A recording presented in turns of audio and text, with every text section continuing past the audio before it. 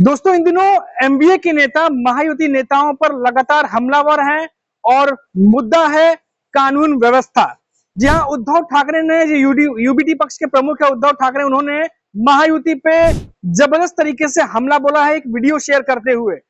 कैसे एकनाथ शिंदे की शिवसेना के विधायक महेंद्र ध्रुवे, उनके गार्ड ने एक व्यक्ति की पिटाई कर दी। ये वीडियो सोशल मीडिया पे वायरल है और इसे यूबीटी पक्ष के जो नेता हैं, प्रमुख हैं उद्धव ठाकरे ने, उसको लेकर के निशाना साधा है। क्या है पूरा माजरा, चलिए बात करते हैं। नमस्कार दोस्तों, मेरा नाम है मनीष कुमार सिंह और आप देख रहे हैं 4 PM महाराष्ट्र। दोस्तों, महाराष्ट्र में जो एकनाथ शिंदे की शिवसेना है, उनके विधायक है महेंद्र ध्रुवे, उनके जो अंगरक्षक हैं एक लोहे की रॉड से एक व्यक्ति की पिटाई करते हुए दिखाई दे रहे हैं, ऐसा बताया जा रहा है। और एक गाड़ी में बैठा व्यक्ति है जिसकी पिटाई वो कर रहे हैं। और इस वीडियो के सामने आते ही सोशल मीडिया पे ये वीडियो वायरल हुआ और यूबीटी पक्ष ने अपने सोशल मीडिया अकाउंट पर इसको शेयर किया है। और शेयर करने के बाद जो यूबीटी पक्ष के प्रमुख हैं उद्धव ठाकरे, उन्होंने महायुति सरकार पर निशाना साधा और कहा कि कानून व्यवस्था बिल्कुल चरमराई हुई है महाराष्ट्र में और खुलेआम गुंडागर्दी जो है वो की जा रही है। ये निशाना जो है यूबीटी पक्ष के प्रमुख उद्धव ठाकरे ने महायुति पर निशाना साधा है। एकनाथ शिंदे की शिवसेना के विधायक है महेंद्र ध्रुवे, उनके अंगरक्षक का ये वीडियो है जिसमें एक गाड़ी में बैठा व्यक्ति है और जिसकी पिटाई हो रही है और अगल बगल से लोग गुजर रहे हैं, देख रहे हैं, लेकिन कोई भी मदद करने को आगे नहीं आया। इस वीडियो को शेयर करते हुए अब सियासी पारा जो है वो बढ़ता जा रहा है। आपको बता दें कि उद्धव ठाकरे ने ये जो वीडियो शेयर किया है, इसके शेयर करने के बाद तमाम सोशल मीडिया पे रिएक्शन भी आने शुरू हो गए हैं। लेकिन ये एक ऐसा लौटा मामला नहीं है जिसको लेकर के महायुति को घेरने की कोशिश एमबीए के नेताओं की तरफ से की जा रही है। इससे पहले भी हमने देखा कि किस तरीके से संजय राउत जो यूबीटी पक्ष के ही नेता हैं, उन्होंने नागपुर में जिस तरीके से चंद्रशेखर बावनकुले के बेटे की कार से, जिसमें सारे लोग सवार थे, 3-4 गाड़ियों को टक्कर मारी गई और लोगों को घायल कर दिया गया। इस बात को लेकर के भी किस तरीके से संजय राउत ने हमला बोला वो आपने भी सुना होगा।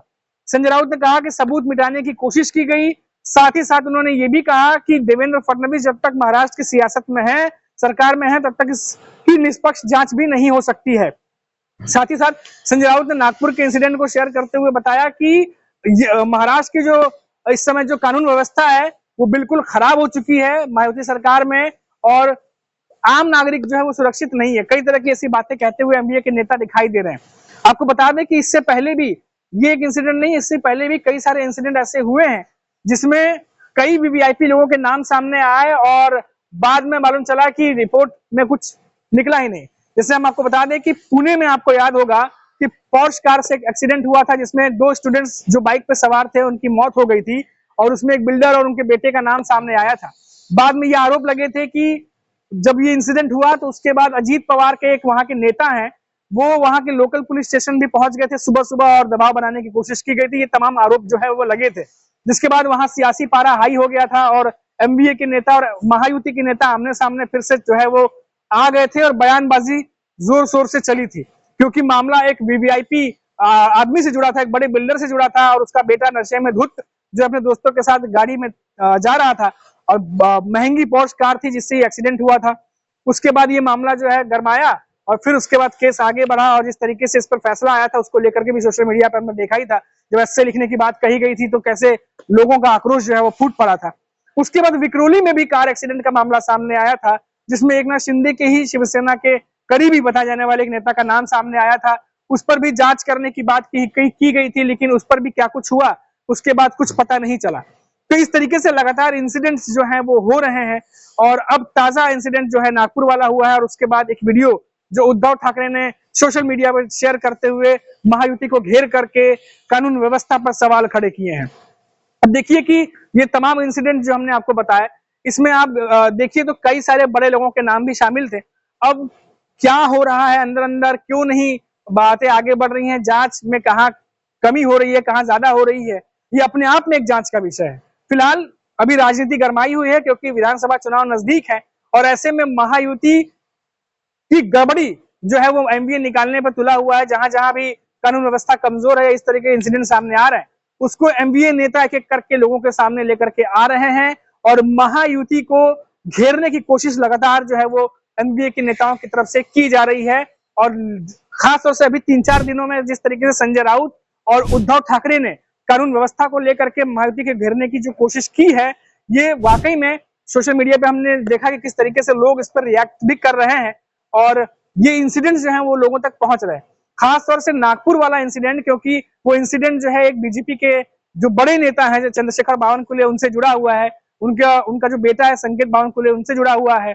और जैसा कि मैंने आपको बताया कि पहले भी एमबीए की तरफ से ये बात कहा गया था, संजय राउत की तरफ से ये बात कही गई थी कि उस घटना स्थल में नशे में धुत थे सब सारे के सारे लोग। उसके बावजूद भी पुलिस जो है वो शुरू में जांच में ढिलाई बरती, कई सारे सबूत मिटा दिए गए। ये भी आरोप जो है संजय राउत की तरफ से लगाया गया।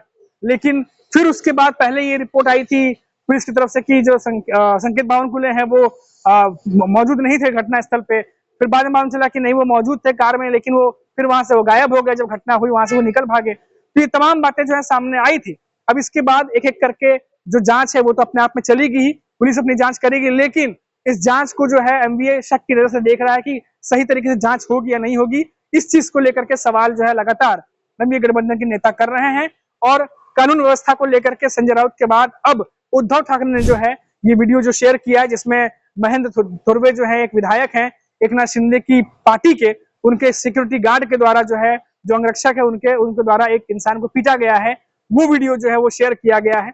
और हालांकि ये वीडियो काफी एक दो दिनों से वायरल है और अब फाइनली यूबीटी पक्ष की तरफ से भी जो उद्धव ठाकरे हैं उन्होंने इसको पोस्ट करके सवालिया निशान खड़े किए हैं और महायुति सरकार से सवाल जवाब जो है वो किया है। चलिए, ये तो बात होगी जो घटना स्थल की मैंने बात की, जो अभी हाल ही में इंसिडेंट हुए हैं उनकी बात की। अब मैं बात करता हूं महायुति की, क्योंकि इन दिनों जिस तरीके से एमडीए गठबंधन महायुति को घेरने में लगा हुआ है, उसी तरीके से महायुति जो है वो लगातार उनके नेताओं की तरफ से ये कोशिश की जा रही है कि कैसे भी करके विधानसभा चुनाव तक अपनी इमेज को ठीक किया जाए और कैसे भी करके जो वोटिंग परसेंटेज का मार्जिन था, जो लोकसभा चुनाव में बताया जा रहा था कि बहुत कम परसेंट, भले वो सीट हारे हों लेकिन वोटिंग परसेंटेज बहुत कम था दोनों के बीच में, तो उस गैप को कम करने के लिए महायुति की तरफ से लगातार कोशिश की जा रही है। और उसी कोशिश में एक कदम जो है देवेंद्र फडणवीस ने आगे बढ़ाया है। खबर आ रही है कि देवेंद्र फडणवीस ने ये कहा है कि जो बिजली है किसानों की, वो बिजली बिल माफ कर दिया जाएगा, 24 घंटे जो है वो बिजली भी पहुंचेगी। कुछ इस तरीके की स्कीम भी जो है वो आने वाली है, जल्दी आप तक पहुंच जाएगी ये खबर भी, कि देवेंद्र फडणवीस की तरफ से जो ये खबर निकल के आ रही है कि किसानों के लिए एक बहुत बड़ा फैसला उन्होंने किया है बिजली को लेकर के, जिसमें बिजली बिल को लेकर के माफी की बात कही जा रही है और 24 घंटे जो है बिजली सप्लाई जहां नहीं हो रही थी वहां भी शायद देने की बात की जा रही है।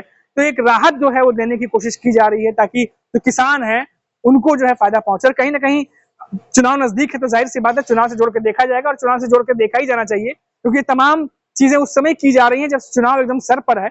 और किसान, पहले ही मालूम है कि किसान नाराज चल रहा था बीच में, और शरद पवार किस तरीके से किसानों की मुद्दों को लेकर के महायुति सरकार पर हावी हुए थे बीच में, आपको पता ही होगा। और फिर जिस तरीके से जो महाराष्ट्र के किसानों की जो औरतें हैं, जो सिस्टर हैं, जो उनकी माताएं हैं, उनको जो है खुश करने के लिए कैसे भी जो स्कीम लाई गई है लाडली बहन योजना, उसको लेकर के भी काम चल रहा है। तो ये तो तमाम बातें ये सामने आ रही हैं। अब देखिए कि दोनों ही दल जो है वो एक तरफ घेरने की कोशिश हो रही है, दूसरी तरफ जो है वो कैसे भी करके लोगों के दिलों में जगह बनाने की कोशिश हो रही है। अब ये तो चलता रहेगा देखने में, तो देखते रहेंगे आगे चल के कि कैसे कौन किस पे भारी पड़ता है। फिलहाल अभी के लिए इतना ही, फिर लौटेंगे तो बात करेंगे महाराष्ट्र की किसी बड़ी खबर पर। तब तक के लिए मुझे इजाजत दीजिए, नमस्कार।